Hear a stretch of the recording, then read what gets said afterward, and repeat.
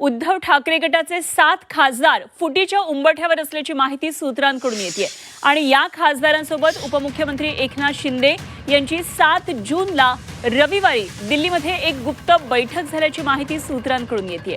केंद्रीय मंत्रिमंडळ विस्ताराच्या पार्श्वभूमीवर ठाकरे गट फोडण्याच्या हालचाली सुरू असून या गटातल्या एका खासदाराला केंद्रीय मंत्रिमंडळामध्ये मंत्रिपद देण्यात येणार असून अन्य खासदारांचा मान देखील सांभाळण्यात येईल असं आश्वासन शिंदे यांनी दिलं असल्याचं सूत्रांकडून कळतंय।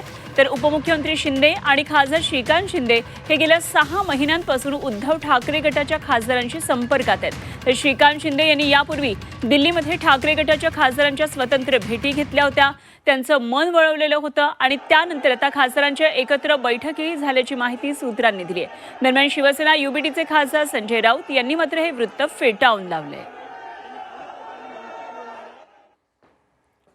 राज्यसभेत आहे तर 9 पैकी 10 खासदारांचा आकडा हा योग्य आहे आणि तो आकड्यात गफलत करू नका।